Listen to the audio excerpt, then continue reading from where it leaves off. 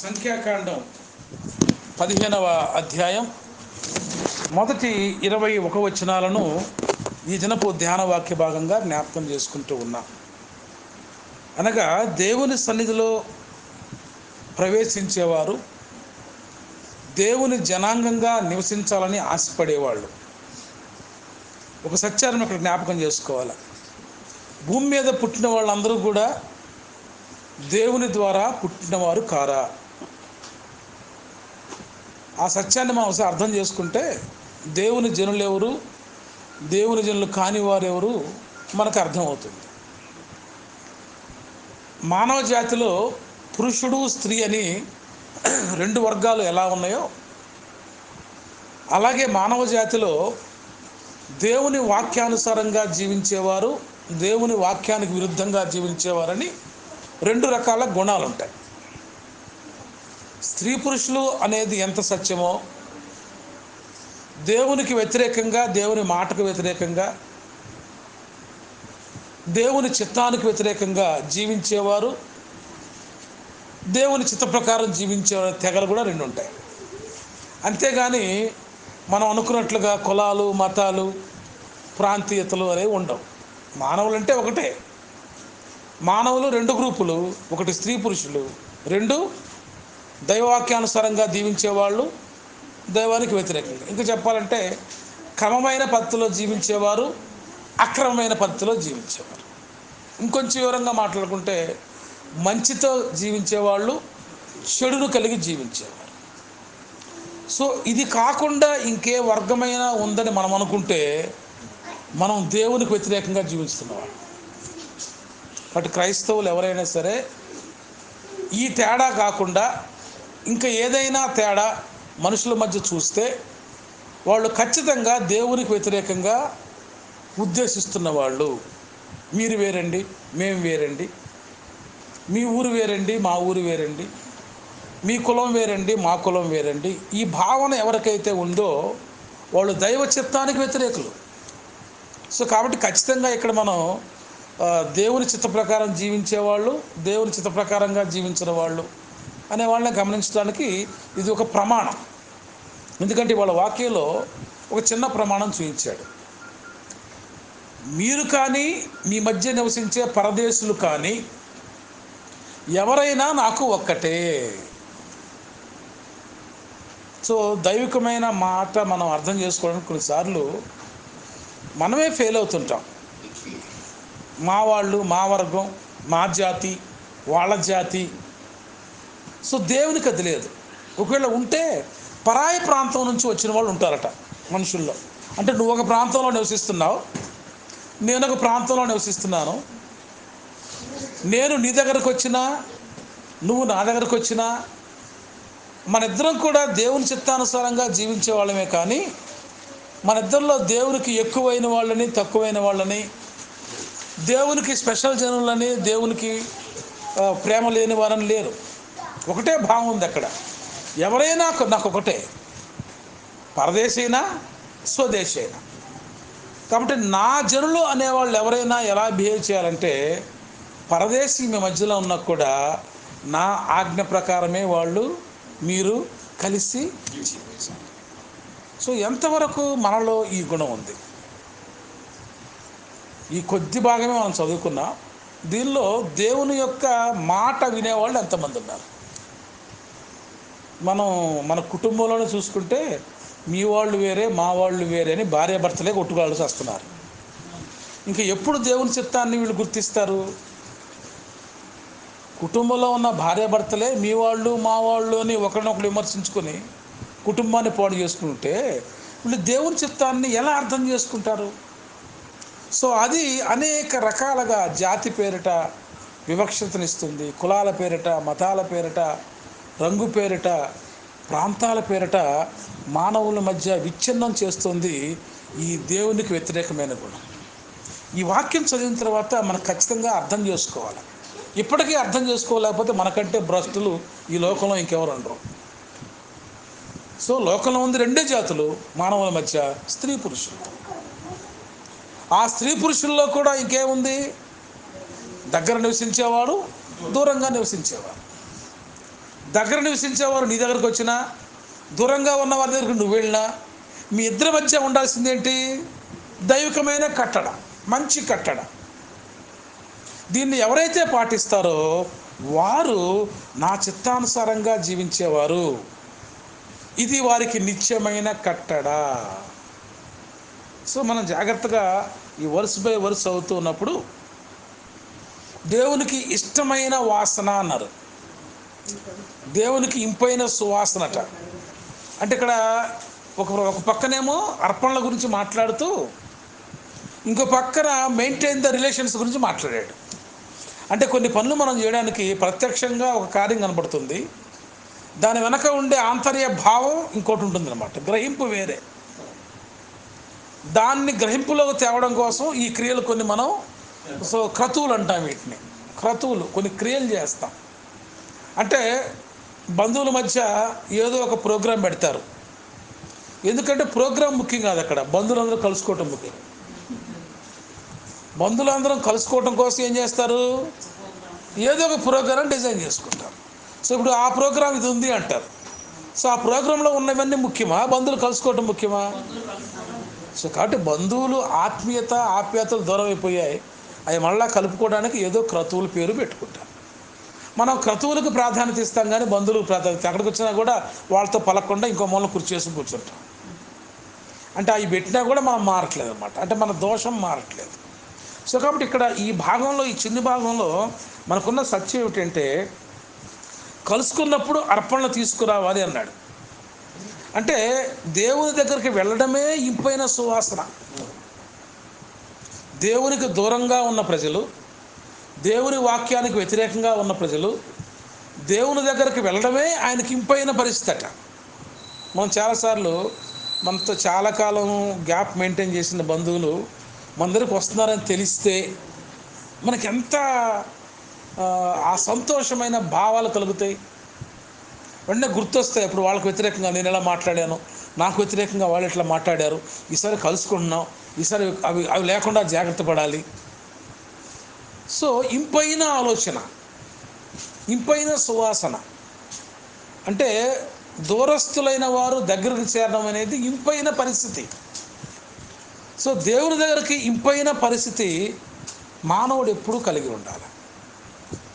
So ఎప్పుడు మనం అంటాం కదా, పసిపిల్లల దగ్గరికి, గురువుల దగ్గరికి ఒట్టి చేతులతో పోకూడదు అంటాం మనం. కొన్నిసార్లు ప్రాయశ్చిత్తం అంటాం దాన్ని. పిల్లల దగ్గరికి వెళ్తున్నప్పుడు పండో పత్రమో అంటాం కదా, ఏదో పండో పత్రమో పలహారమో తీసుకుని వెళ్ళడం ఒక ఆనవాయితీ. అంటే మనం ఎక్కడికి వెళ్తున్నా కూడా అవతల వాళ్ళకి ఏదో ఇవ్వడం, సమర్పణ. ఈ సమర్పణ ద్వారా వారితో మనకున్న బంధాన్ని మరింత, దీన్ని ఎప్పుడైతే ఆచార్య వ్యవహారాల్లో చూస్తామో మన బ్రెయిన్ అక్కడే ఆగిపోద్ది. అంటే అక్రమమైన పద్ధతులు ఎప్పుడు చూడకూడదు, క్రమమైన పద్ధతులు మనం నేర్చుకోవాలి. ప్రతి దాంట్లో కూడా క్రమమైన భావం మనం నేర్చుకోవాలి. ఎంతసేపటికి అక్రమమైన ఆలోచన చేయటం వలన అన్నీ మనకు అక్రమంగా కనపడతాయి, సక్రమంగా కనపడవు. సో కాబట్టి పెద్దల దగ్గరికి వెళ్తున్నా, గురువుల దగ్గరికి వెళ్తున్నా, పసిబిడ్డల దగ్గరికి వెళ్తున్నా, బాలింతల దగ్గరికి వెళ్తున్నా, గర్భిణీ స్త్రీ దగ్గరికి వెళ్తున్నా, దేవుని గర్భాలయానికి వెళుతున్నా, ఏదో ఒకటి సమర్పించుకోవడం, అర్పించడం అనేది ఒక మంచి పద్ధతి. దానికి విరుద్ధంగా నేను ఉంటానంటే ఉండు, నిన్నెవరు ఆపరు. అప్పుడు నువ్వు అక్రమంగా ఉన్నావని అర్థమవుతుంది. మనం పాట కూడా పాడతాం కదా, రిక్తాహస్తములతో రావలదు సన్నిధికి. దేవుని దగ్గరికి వెళ్ళినా, ఎక్కడికి వెళ్ళినా కూడా ఒట్టి హస్తాలతో పోకూడదు అంటారు. దగ్గర డబ్బులు లేకపోవచ్చు, పండో ఫలం పత్రమో అంటాం, పుష్పం తోయం ఏదో అంటారు, ఏదో ఒకటి తీసుకెళ్ళి నీకున్న దానిని సమర్పించుకున్నావు అంతే. ఆ సమర్పించే మనస్సు ముఖ్యం అక్కడనేది. ఏదో అలవాటుగా చేస్తున్నావా, ఆచారం కోసం చేస్తున్నావా కాదు, శ్రద్ధతో ఏమి ఇస్తున్నావు అనేది ముఖ్యం. అది ఎక్కడో చోట ఉపయోగపడుతుంది. నువ్వు శ్రద్ధగా ఇచ్చేది ఏదైనా మరొక చోట ఉపయోగపడటానికి ఇస్తాం, పడేయకూడదు పాడు చేసి. చాలాసార్లు మనం ఏంటంటే అర్పితమైన వాటిని పాడు చేస్తాం, ఎండిపోతాయి, అటు ముట్టుకోమళ్ళా, అది పొరపాటు. ఇప్పుడు దైవానుగ్రహం అనో దేవుని సన్నిధికి వెళ్తున్నప్పుడు మనం ఏదో ఒకటి సమర్పిస్తాం కదా, అది ఎవరో ఒకరికి ఉపయోగపడాలి, అది వేస్ట్గా పడేయకూడదు. అది పుష్పం కావచ్చు, పత్రం కావచ్చు, పండు కావచ్చు, పదార్థం కావచ్చు, ఆహారం కావచ్చు, అది వ్యర్థం కాకూడదు. వ్యర్థం అయిందా దానివల్ల నష్టం ఎక్కువ. సో కాబట్టి నువ్వు దేవుని పేరిట సమర్పించేది ఏదైనా కూడా మరొకరికి ఉపయోగపడాలి. అది యాజకులకైనా కావచ్చు, లేదా ఆలయంలో ఆశ్రయించిన వారికైనా కావచ్చు, పేదవారికైనా కావచ్చు, ఆకలితో ఉన్న వారికైనా కావచ్చు, ఎవరో ఒకరికి ఉపయోగపడాలి. అంతేగాని పడేసే స్థితికి తెస్తే అది పద్ధతి. సో కాబట్టి దేవుని సన్నిధికి వచ్చేవాళ్ళు ఇక్కడ 2 రకాలుగా చెప్పాడు. సో వస్తువులు ఉన్నాయి, జంతువులు ఉన్నాయి, పక్షులు ఉన్నాయి. అయితే విధానం ఒకటి జ్ఞాపకం చేసుకుంటే 3వ వచనంలో, మొక్కుబడి చెల్లించుటయే స్వేచ్ఛార్పణగా గానేమి, నియమిత కాలమందు అర్పించినదేమి, ఇంకొంచెం ముందుకు వెళ్తే దహన బలిగానైనా తెచ్చి మొక్కుబడి చెల్లించటే కానీ స్వేచ్ఛార్పణే కానీ. స్వేచ్ఛార్పణ, మొక్కుబడి చెల్లించడం 2 ఉన్నాయి. బలి అర్పణేమో వాటిని ఖండించి తిరిగి దాన్ని ఆహార పదార్థంగా పంచుకోవడం, ఉపయోగించుకోవడం. సో బలి వలన ఏం జరిగింది అక్కడ? అది ఆహారంగా మారిందే కానీ నువ్వు అనుకున్న చిత్రమైన విచిత్రాలు లేవు అక్కడ. అది మన బలహీనతమైన ఆలోచన. బలి జరిగిందంటే రోజు మన కోసం ఎన్నో పశువులు పక్షులు బలి అవుతూనే ఉన్నాయి. బలి అవ్వడం అంటే ఏదో ఒక పటం ముందు పెట్టి బలి ఇవ్వడం వల్ల జరిగిందేం లేదు. పటమే లేకపోయినా దేవుడు ముందు పెట్టి బలిచ్చినట్టే. మనం ఏదో ఒక మూర్తి ముందు, ఒక పటం ముందు పెట్టి బలిస్తే దానికి బలిచ్చామనే మదం వాడతాం మనం. మరి దేవుడు అక్కడే ఉంటాడా? ఇంకెక్కడ లేడా? మరి ఇక్కడ బలిస్తే దేవుని ముందు బలిచ్చినట్టు కాదా? సో కొంచెం ఆలోచన మనం అంత చేయలేకపోవడం అన్నమాట. విశాల దృక్పథం లేనప్పుడు కొంత స్టిక్ అని అయిపోతుంది మన దృక్పథం.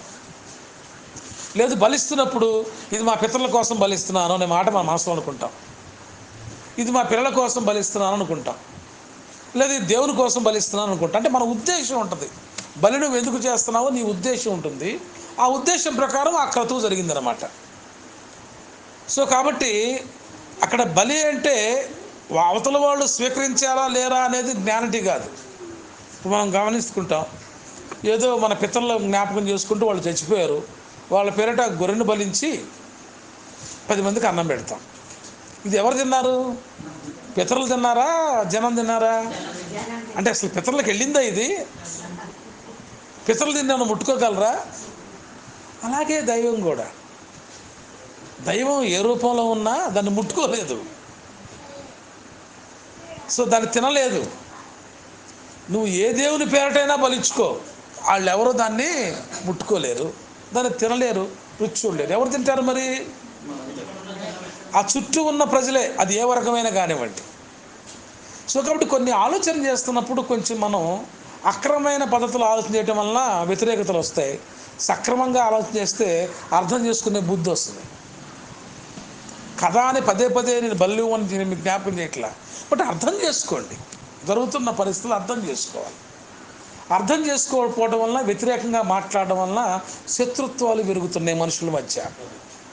అంటే జ్ఞానం లేనితనం ఇది. ఒకరితో శత్రుత్వం పెంచుకోవడానికి ఈ మాటలను ఉపయోగించి అది తప్పు కదా, ఇది ఒప్పు కదా అని డిస్కస్ చేసుకొని ముందు నువ్వు శత్రుత్వం మాత్రం పెంచుకున్నావు.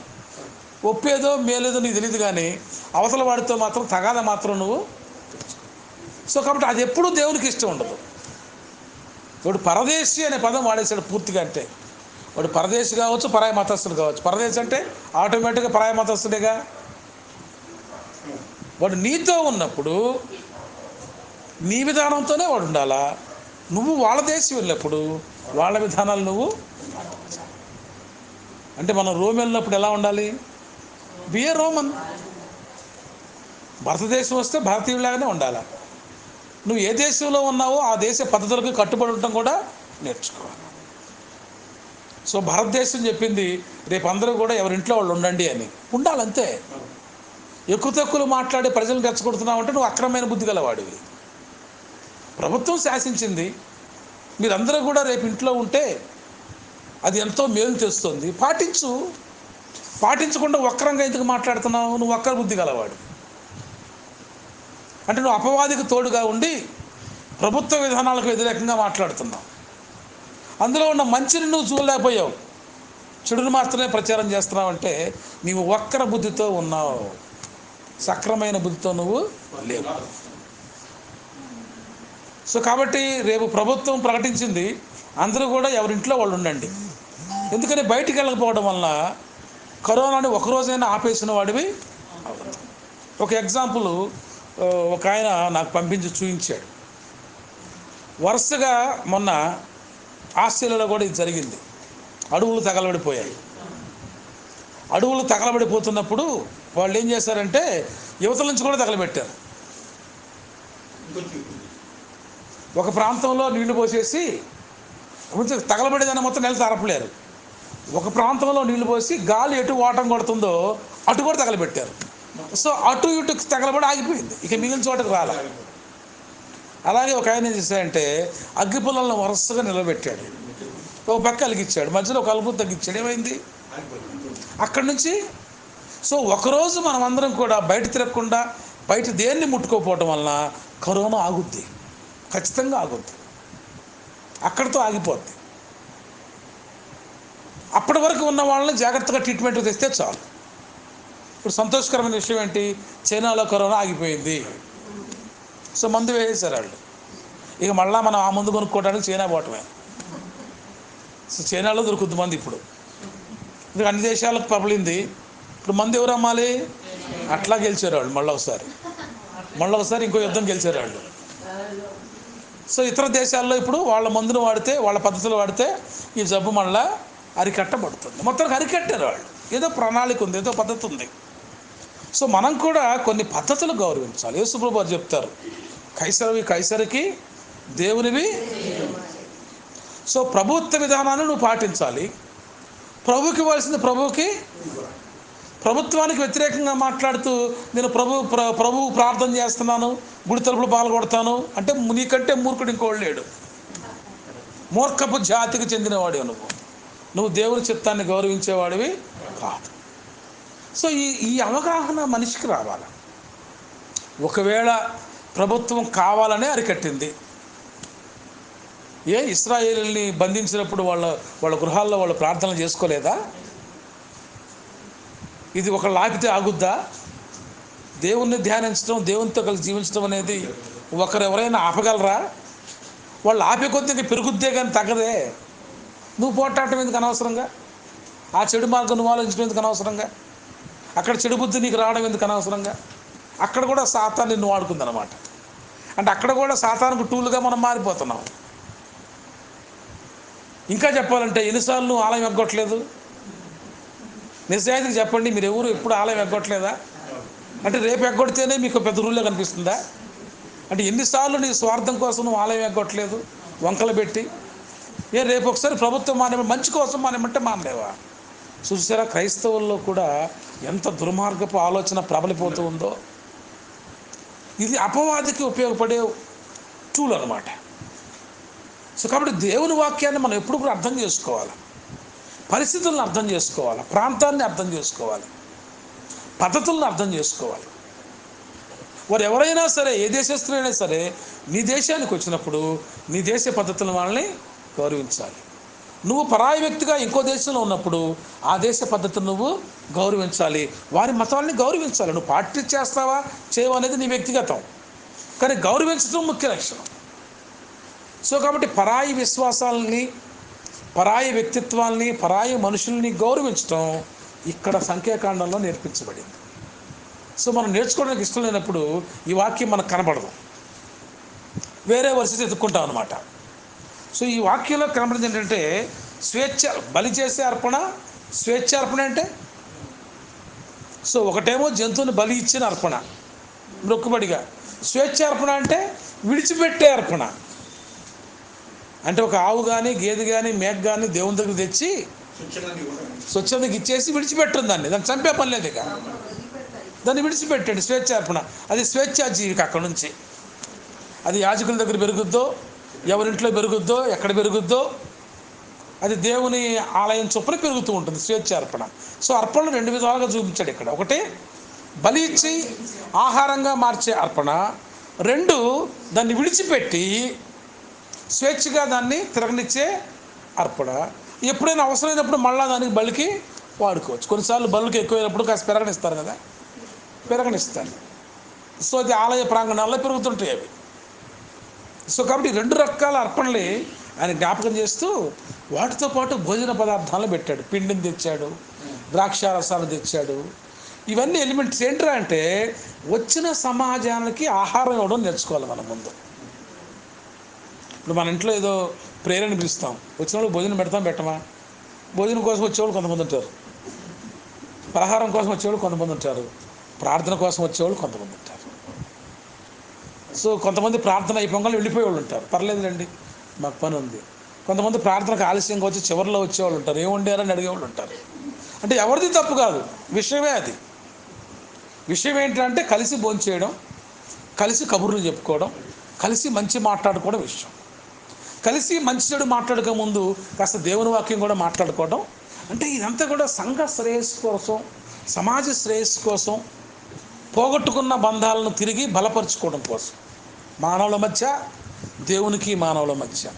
ఇది చాలా ముఖ్యమైన విషయం అన్నమాట.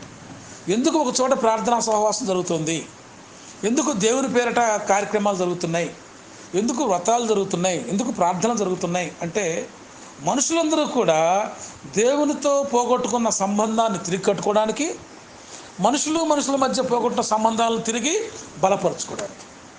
సో అలా బలపరుచుకోవడం అనేది దేవునికి ఇంపైన సువాసన. అంటే నువ్వు చేసిన వస్తువులను కాలిస్తే వచ్చే వాసన కాస్తమా? మనం అనుకుంటాం ఈ సాంబ్రాణి వేసాం, ఈ ధూపం వేసాం, ఆ జీవంలో నెయ్యి పోసాం, ఆహా భలే వాసన వచ్చింది, ఆ వాసన కూడా ఆయన పీల్చుకోండి నీకు నాకే కదా. ఆ వాసన కూడా ఆయన పీల్చుకుంటాడా? నువ్వు నేతితో వంట చేసావు, నాకు రాగానే గదంతా నేతి వాసన వచ్చింది, దేవుడు పీల్చుకుంటున్నాడా మనం పీల్చుకుంటున్నావా? నేతి లడ్డు చేసావు, దేవుని కోసమా మన కోసమా? పేరు ఆయన కోసమే. In the name of God we are eating, we are enjoying. అంటే దేవుని పేరట, అరే దేవుని పేరట కాబట్టి కాస్త స్వచ్ఛమైన పదార్థాలు వాడతాం, మంచి ఆవు నెయ్యి వాడతాం కదా. లేకపోతే మన కోసం అయితే ఏదో పిచ్చి నెయ్యి, కల్తీ నెయ్యి, దుర్గా నెయ్యి, బొరగా నెయ్యిలు ఉంటాయి కదా బయట షాపుల్లో, ఏదో కల్తీ నెయ్యి, ఆ నెయ్యి వాడేసుకుంటాం.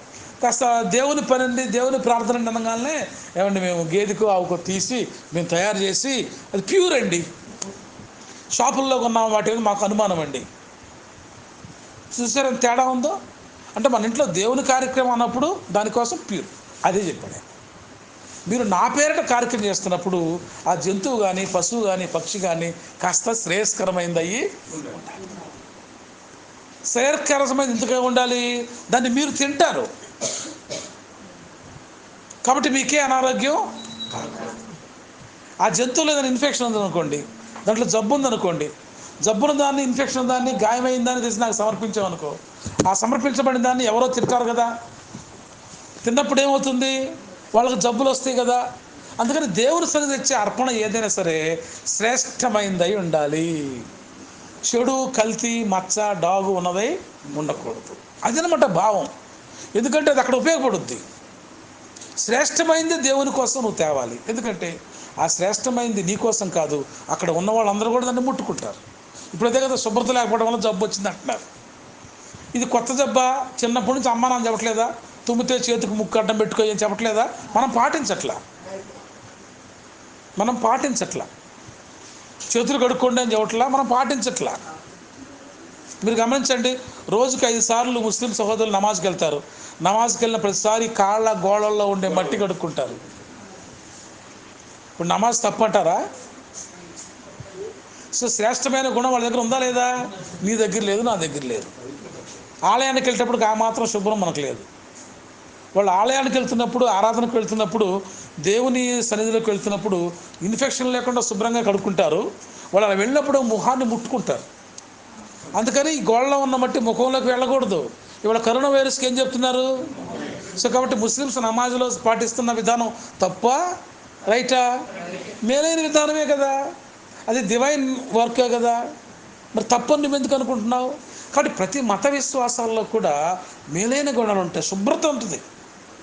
ఆలయంలోకి వెళ్తున్నప్పుడు కాళ్ళు కడుక్కొని చేతులు కొడుకుని వెళ్ళటం. ఎందుకంటే 10 మంది మనుషులు వస్తారు అక్కడికి. అక్కడ ఎప్పుడు నువ్వు శుభ్రంగా, ఆలయంలో సాంబ్రాణి వేస్తారు. ఎందుకు వేస్తారు? ఆ సాంబ్రాణి వేయటం వల్ల అక్కడ ఉన్న చెడు అంతా చచ్చిపోతుంది, క్రిములు చచ్చిపోతాయి.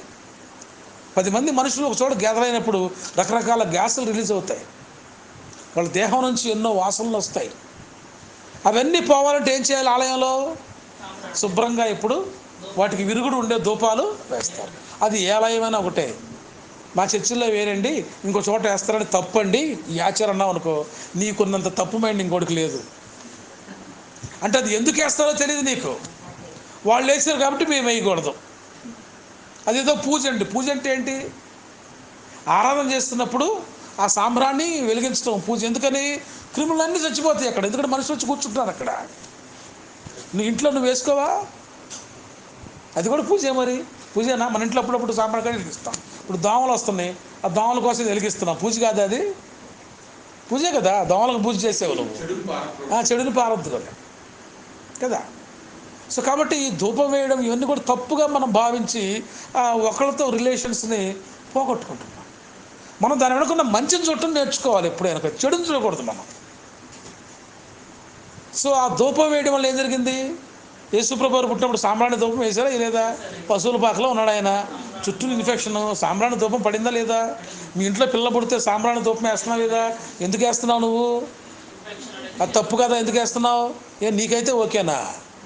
అక్కడెక్కడో జరిగితే తప్ప. సో ఈ అక్రమైన ఆలోచన మనిషికి ఎప్పుడూ ఉండకూడదు. దాని యొక్క ఉపయోగం ఏంటో చూడాలి. కాబట్టి ఒక 10 మందో 20 మందో మనుషులు గ్యాదర్ అయినప్పుడు అక్కడ అటువంటి పనులు జరగాలి. సాంబ్రాణి ధూపం వేయాలి. అది ఫోటో కానీ ఆ విగ్రహం కానీ లేకపోతే గోడ కానీ తీసుకుంటుంది. అది ఎవరు తీసుకుంటారు? మనమే తీసుకుంటాం. అది మనకే ఉపయోగం, అది మనకే ఉపయోగం. ఇంకా చెప్పాలంటే కొన్ని ఎప్పుడు తలుపులు తీయని తలుపుల మధ్య రకరకాల క్రిములు ఫామ్ అయి ఉంటాయి. నువ్వు తలుపు తీసిన వెంటనే అవన్నీ నీ మీదకి వచ్చేస్తాయి. కొన్ని దేవాలయాల్లో గబ్బిలాలు ఉంటాయి. ఇప్పుడు కరోనా గబ్బిలం ద్వారా వచ్చిందని తెలియదు కదా. మరి పారదోలాలంటే ఏం చేయాలి? పొగ పెట్టాలా వద్దా? ఆ పొగ ఏ పొగ ఎండాలి? వాటిని పారద్రోలాలి, నీకు మేలు చేయాలి. సో కాబట్టి చాలా విషయాలు మనం మాట్లాడుతున్నప్పుడు ఇతర మత విశ్వాసులను ఇతరులను చాలా కించపరుస్తున్నాం. ఆ కించపడే గుణం క్రైస్తవులు పోగొట్టుకోవాలి. క్రైస్తవులకు ఈ కరోనా పట్టింది, ఇతరులను విమర్శించే కరోనా, ఇతరుల గురించి చెడుగా మాట్లాడే కరోనా, పరదేశులను ఇతర మతస్థులను తక్కువగా మాట్లాడే కరోనా. సో కాబట్టి ఈ జబ్బు పోగొట్టడానికి ఇవాళ ఈ వాక్యం మనకి జ్ఞాపకం చేయబడుతుంది. సో ఎవరైనా కానీ అది నువ్వు చేస్తున్నప్పుడు ఇంపైన సువాసనగా నువ్వు ఉండాలి. సో మన ఇంట్లో నుంచి అలసర వస్తుంటే బయట రాస్తుంటే భలే వాసనలు వస్తున్నాయి ఇంట్లో నుంచి అంటాం మనం. ఖచ్చితంగా వచ్చి అడుగుతాయి, అమ్మా మీ ఇంట్లో మంచి వాసన వస్తుంది నాకు అని పెడతా ఉంటే, అయ్యో 2 సార్లు భలే వాళ్ళే తినండి అంటాం మనం. వాళ్ళు ఎవరైనా కావచ్చు కదా, మన కాలనీ వాళ్ళే కదా. అక్కడ జాతి కులం మతం ఏం అడ్రావు మనకి, దేవునికి కూడా అంతే. మనం ఇంపైన సువాసనగా జీవిస్తే ఆయనకి ఏది అడ్డు రాదు, ఆయనకి ఏది అడ్డు కాదు.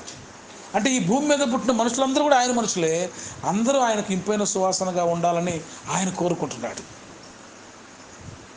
ఫలానా జాతి వాళ్ళు, ఫలానా డినామినేషన్ వాళ్ళు, ఫలానా చర్చి వాళ్ళు, లేదా ఫలానా దేవాలయం వాళ్ళు, ఫలానా మసీదు వాళ్ళు మాత్రమే దేవునికి సంబంధించిన వాళ్ళు కాదు.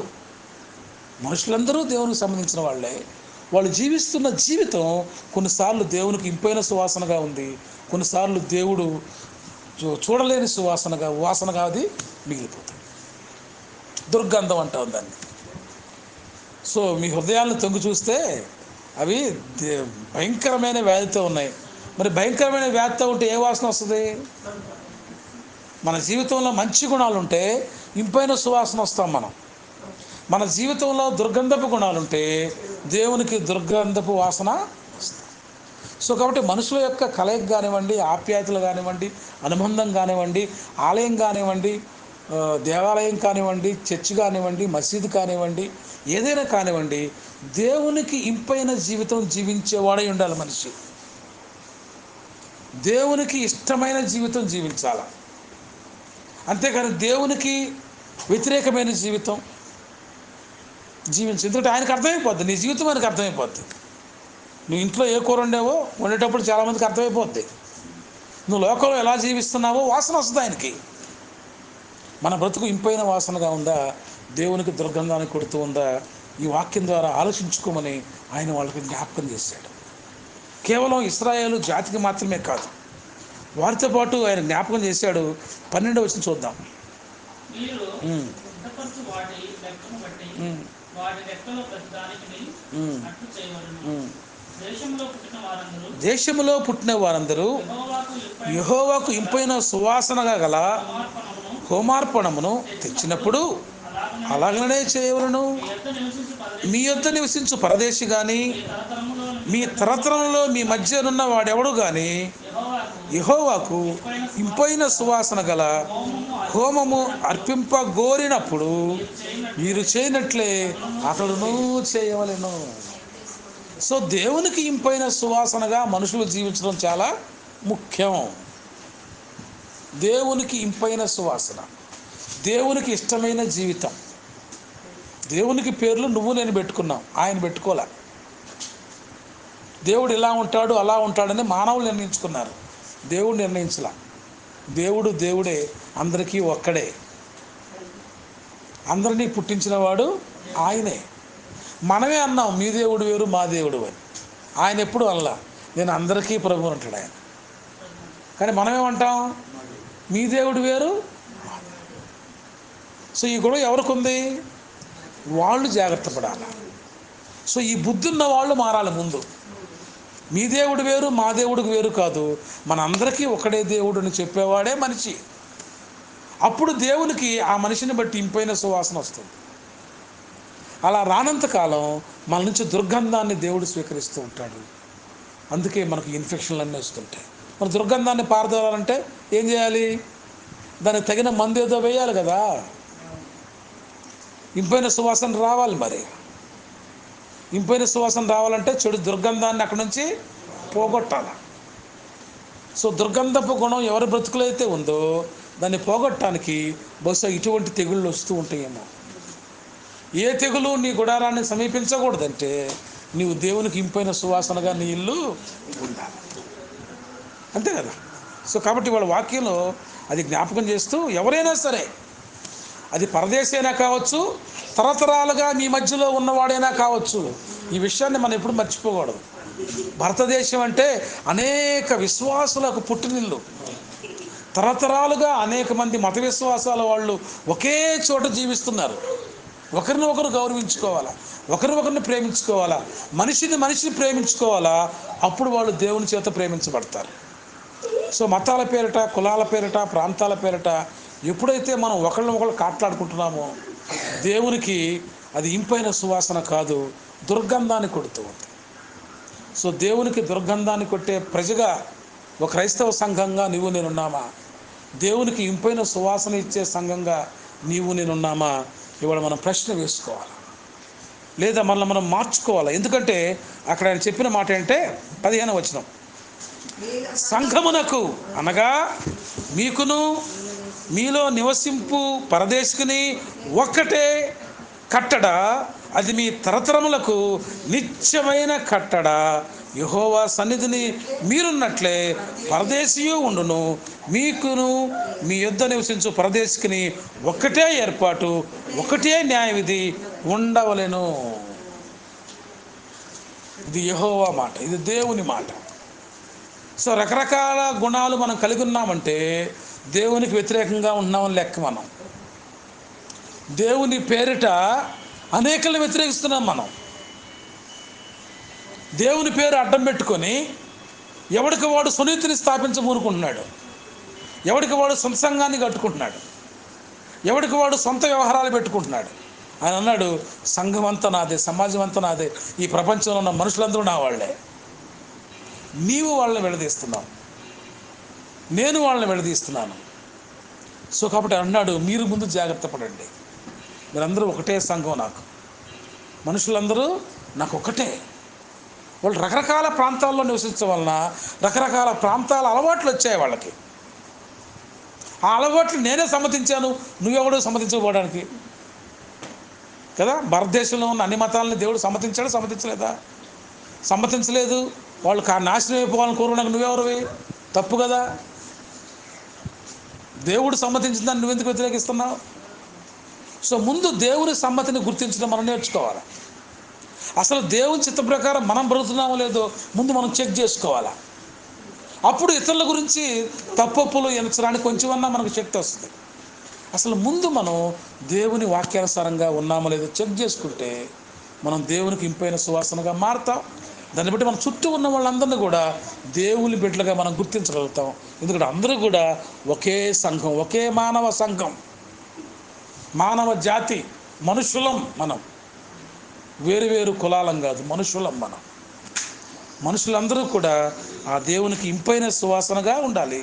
వాళ్ళు ఎక్కడున్నా సరే, ఏ ప్రాంతంలో ఉన్నా సరే, వారు దేవునికి ఇష్టంగా ఉంటారు. అందుకే అంటాడు, మనం తినే దాంట్లో ఒక భాగం పక్కన పెట్టవయ్యా, ఎందుకు పాడు చేయమనే. చాలామంది తినేటప్పుడు ఒక భాగం పక్కన పెడతారు. ఎందుకని? నేను చాలామందిని చూశాను, వాళ్ళు పడేస్తారు.